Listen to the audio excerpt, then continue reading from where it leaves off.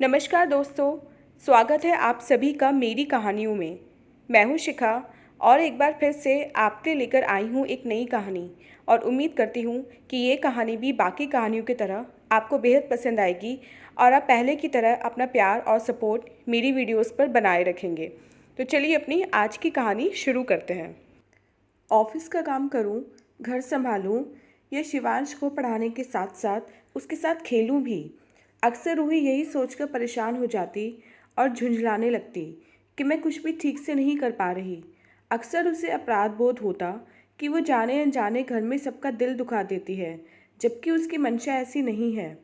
अकेला होने के कारण बेटा भी उसी को साथ खेलने की जिद करता।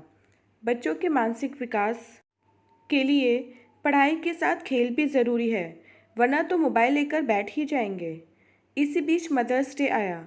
रूही भी अपनी माँ और सास को विश करके काम में लग गई।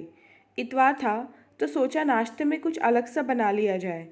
रसोई में पहुंचकर शिवांश की पसंद का पोहा, सास ससुर की पसंद का डोसा सांभर और पति नीलेश की पसंद की इडली। उसके हाथ जल्दी जल्दी चल रहे थे। अभी सब तैयार होते ही हल्ला मचाना शुरू कर देंगे। नाश्ता डाइनिंग टेबल पर लगाकर रूही ने सबको आवाज़ लगाई। अभी सब आकर बैठे ही थे कि शिवांश आया और रूही के गले से लिपट गया। Happy mothers day mama, you are the best mom in the world, कहकर शिवांश ने एक पोस्टर उसके हाथ पे रख दिया। रूही ने पोस्टर देखा, उसकी आंखों में आंसू आ गए। यह देख नीलेश बोला, अरे इतने प्यार से बेटे ने तुम्हें पोस्टर दिया और तुम रो रही हो। ऐसा क्या है इस पोस्टर में जिसने तुम्हें रुला दिया? नीलेश ने पोस्टर उसके हाथ से ले लिया। उसमें एक औरत की तस्वीर बनी थी जिसके बहुत सारे हाथ दिखाए गए थे। एक हाथ में लैपटॉप, दूसरे हाथ में रसोई की कलछी, तीसरे में कपड़े, फिर एक हाथ में वाइपर और झाड़ू, एक और हाथ में फुटबॉल और एक हाथ में ऑफिस की फाइलें, टाई, पर्स, रुमाल थे। उस औरत के दोनों ओरिजिनल हाथों ने उसके मुंह को ढक रखा था, जैसे रो रही हो कि सारे काम एक ही के जिम्मे हैं और वो उन कामों को पूरा कर पाने में असमर्थ है। वो औरत एक अपराधी की तरह खड़ी थी। उस पोस्टर को देखकर नीलेश भी भावुक हो गया। अभी तक मुंह बनाकर बैठी सासू माँ ने नीलेश के हाथों से वो पोस्टर लिया और देखकर बोली, हम भी तो करते थे सारे काम, वर्ल्ड की बेस्ट मॉम। सभी माएँ करती हैं, ये कोई अनोखी है क्या? रूही के मुंह से बस इतना निकला, कम से कम मेरे बेटे ने तो मुझे समझा। तो क्या हम तुम पर जुल्म कर रहे हैं बहू? तुमने कौन सा अनोखा काम कर दिया? सभी औरतें घर के सारे काम करती हैं, बल्कि आजकल तुम लोगों के लिए काम कितने आसान हो गए हैं। आटा पिसा पिसाया आता है, मसाले भी बाज़ार से पिसे हुए मिल जाते हैं। हमें तो गेहूं धोकर सुखाना पड़ता था, फिर पीसते थे। सारे मसाले घर में साफ करके घर में ही पीसे जाते थे। अब तो कुछ भी काम नहीं रहे। तब तक रूही सबकी प्लेट्स में नाश्ता परोस चुकी थी। अभी कोई खाना शुरू करता उससे पहले ही शिवांश बोला, मम्मी आपने सबकी पसंद का नाश्ता बनाया है, आपकी पसंद का नाश्ता कहाँ है? आज मदर्स डे है और आज भी आपकी पसंद का नाश्ता नहीं। मेरी पसंद? अपनी पसंद तो शायद मैं भूल चुकी हूँ। सबकी पसंद को ध्यान में रखते रखते अपनी पसंद को कहीं दबा चुकी हूँ। बेटा, मेरी कोई स्पेशल पसंद नहीं, मैं तो ये सब खाती हूँ, कुछ भी ले लूँगी। लो जी, अब बहू की पसंद का खाना भी बनेगा। अरे बेटा, तेरा दिमाग खराब हो गया है क्या? औरतों की भी कोई पसंद होती है क्या? और इस सुबह से क्या मम्मी मम्मी लगा रखी है? नाश्ता ख़त्म कर और जा बाहर जाकर खेल। क्यों दादी, मम्मी की पसंद क्यों नहीं हो सकती? आपकी भी पसंद का तो डोसा बना है ना।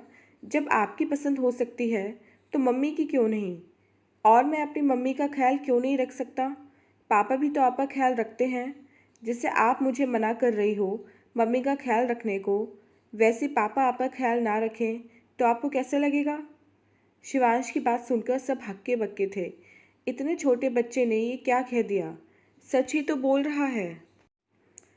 अगर नीलेश भी अपने माता पिता का ध्यान ना रखेगा तो क्या उन्हें बुरा नहीं लगेगा? रूही बोली, मम्मी जी, आजकल के बच्चे बहुत समझदार हैं। वो भला बुरा सब जानते हैं, उन्हें उल्टा सीधा ना सिखाएं तो अच्छा है। रही काम की बात, मानती हूँ तब आपको गेहूँ और मसाले धोकर सुखाकर पीसने पड़ते थे, लेकिन तब आपको घर के कामों के अलावा कोई और काम नहीं करने पड़ते थे।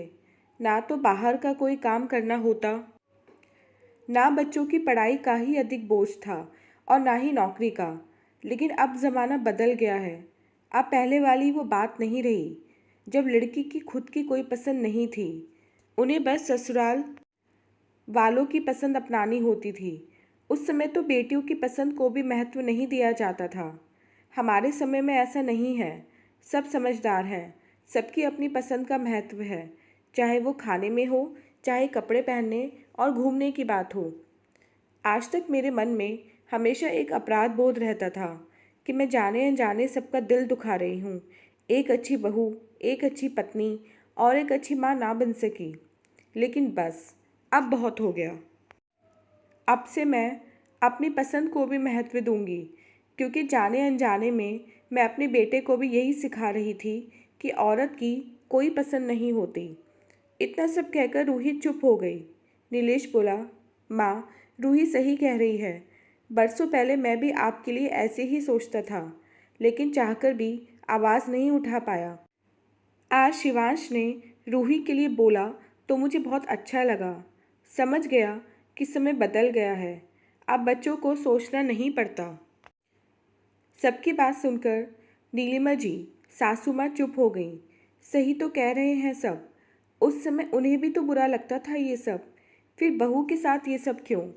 उसी दिन से नीलिमा जी ने खुद को बदलने का फैसला किया और नाश्ते के बाद रूही की पसंद का हलवा बनाकर सबको सरप्राइज़ करने का प्लान बना लिया।